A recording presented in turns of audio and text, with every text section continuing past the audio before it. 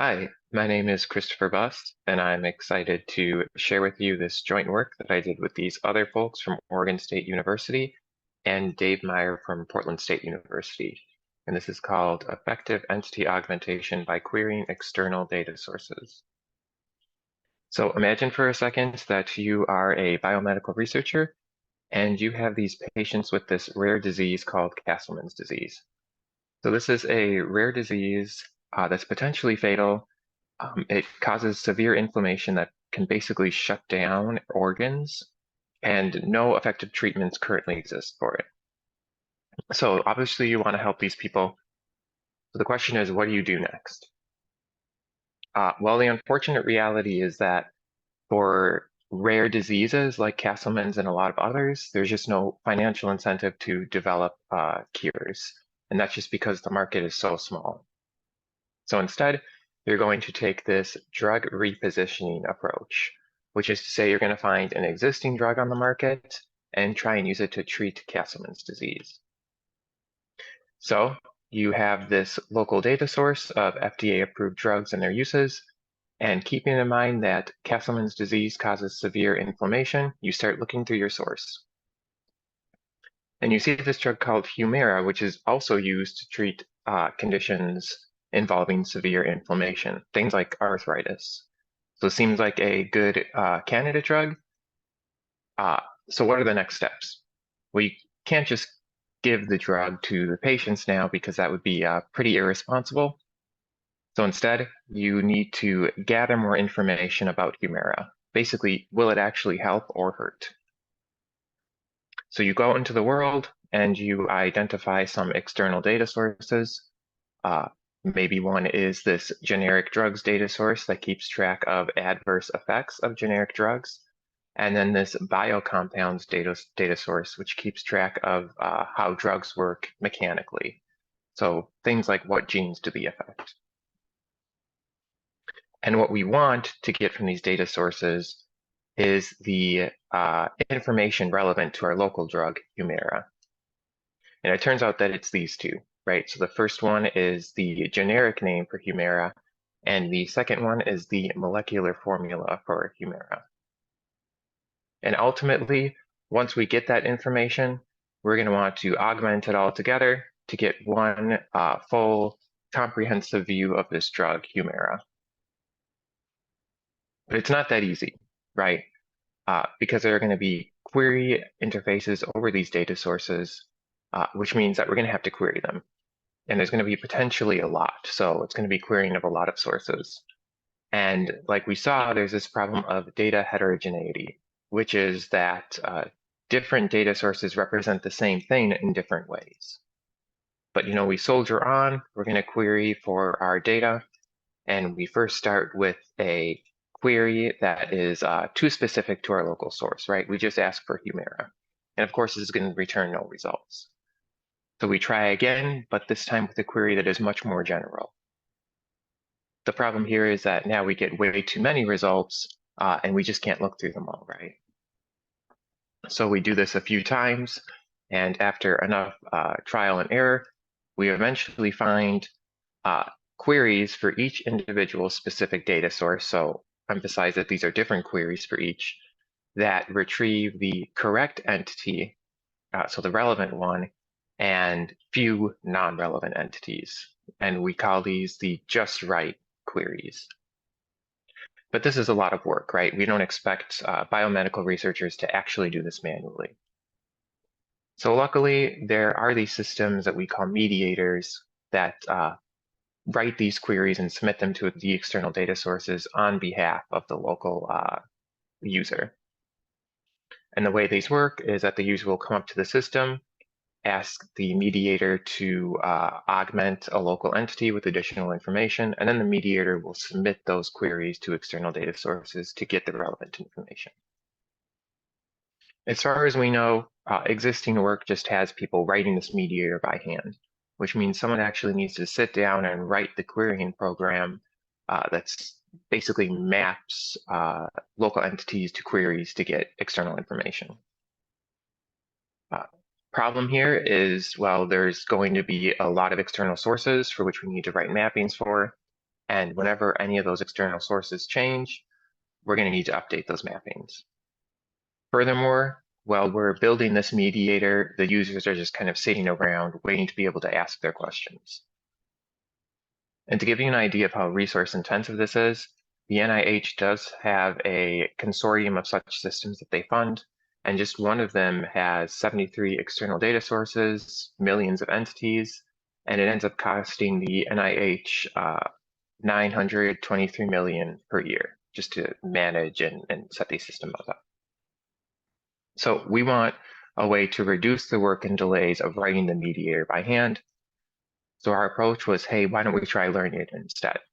Specifically, why don't we try learning this thing where that maps a local entity to the just right query? And this codomain specifically is built from keyword queries that can be formed using the words from the local entity's content. Okay, so we know generally what we want to learn. The question is, how do we learn it?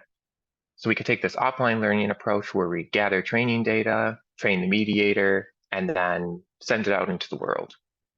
The problem here is that we have to hire domain experts to label the data, which is going to be expensive. And anytime the external sources update, we're going to have to repeat this process. And again, this still leads to delays, right? So we said, well, let's try online learning instead. And this is just where we train the mediator while users query it. So let's look at what that framework is. So we have some user in front of their local data source. They indicate some local entity that they would like augmented. The mediator takes that in and then sends an external query to the external source, which returns its top K ranked results. And then the user indicates the correct relevant answer, maybe via click-through, and that is used as feedback to be fed back into the model so that the model can refine its understanding of what makes a query good. Okay, so basically we need this thing that predicts query quality, right? Specifically, it takes in that local entity and then assigns some scalar value to the possible queries. And then we can use feedback to then update the weights of this function to get better predictions. Some design challenges here is, remember, we're in an online setting, so we need some mechanism to convince the mediator to try new things because it's only aware of the quality of queries it's tried. And then we also want the mediator to have what we call short-run success. So this thing is going to be running online, answering queries online, and we want users to remain engaged with the system. Basically, we want it to be useful. Okay, so our first model, our first shot at this is the dataset level. And the idea here is that we just learn a linear function of a local entity's features. And to encourage exploration in the feature space, we're going to use this LinUCB algorithm. And the pro of this model is that it will converge fast because it's a simple function, but the con, of course, is that it's, again, a simple function, so it may not work for every local entity, right? There's probably going to be some underfitting here. So that brings us to the next design challenge, which is we also want long-run success. And this is models should continue to improve over time so that they don't waste feedback and they don't underfit. So this brings us to our next model, which is called hybrid. And the hybrid starts out with just a data set level model, so the one we just saw. But then over time, once it converges, it's going to split out new models. So in this example, we see that it converged, and once it converged, it's underfitting to some local entity. So we're going to split out that local entity and give it its own estimator, so its own set of weights. And then we'll continue to train, and then eventually we'll hopefully increase overall performance by giving these hard entities their own weights. And then finally, given the success of large language models, they have very strong priors on knowledge about natural language. We also have a model that basically encodes the entire tuple using a pre-trained LLM, and then sends it through this multi-layer perceptron head, which makes the prediction. So the thing that we're learning here is the multi-layer perceptron. We're not actually fine-tuning the head, which is something that could be quite hard to do online and with few pieces of feedback. And here we will be using Llama as our LLM. And again, we need some mechanism for exploration here. So we're going to use the eGreedy algorithm. So just this classic exploration algorithm with some small probability. Instead of choosing the best query, we're going to choose some random query. Okay, jumping to the empirical study. We run simulations over a wide variety of data sets, and we simulate feedback using ground truth. So I'm going to focus today specifically on Chebby, so this data set that's highlighted. And our general questions are, can the model learn quickly? And can they keep learning over time? So short run and long run success, right? So looking over Chebby, our y-axis here is basically query goodness. And we do an average of 5 runs. So we have these shaded regions, which is a 95% confidence interval. And then the y-axis is just the amount of feedback. So looking at this, you can see we also have this extra model, this rare terms.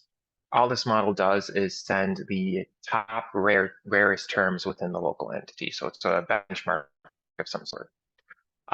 And looking at this, we see that the LLM does better than our benchmark, but doesn't do as well as. And another odd part here is that hybrid doesn't exceed the dataset level performance in any statistically significant way, which is a little odd. So we ran these extra experiments.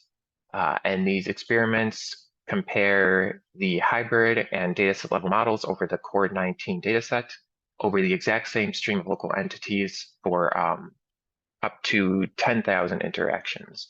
And we do see that they diverge and the hybrid does end up doing better, right? So we do see a performance here and some indication of overcoming this underfitting and doing better in the long run. Okay, so some takeaways. We talked about this idea of a mediator that can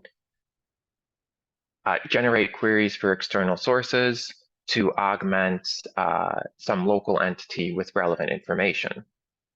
But building this thing takes a lot of time and it's just resource intensive.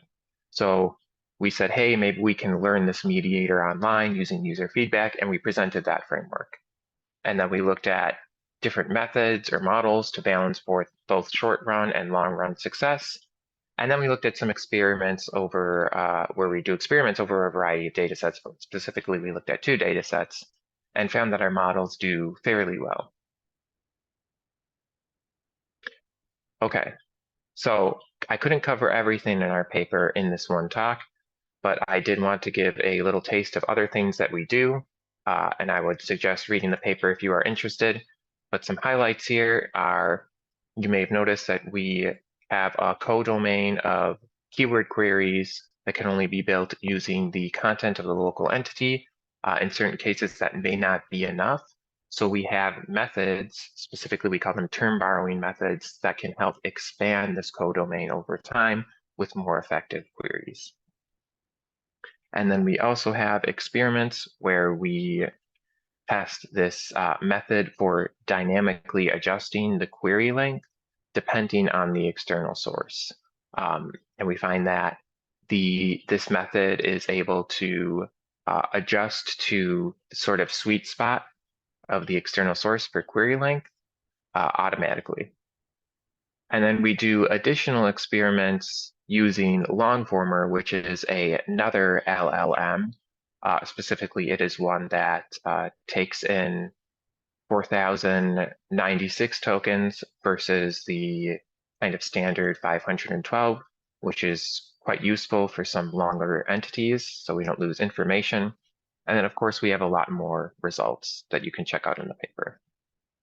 So thank you. Obviously, you cannot share your questions, but you can always email us if you're interested. Thanks for watching the video.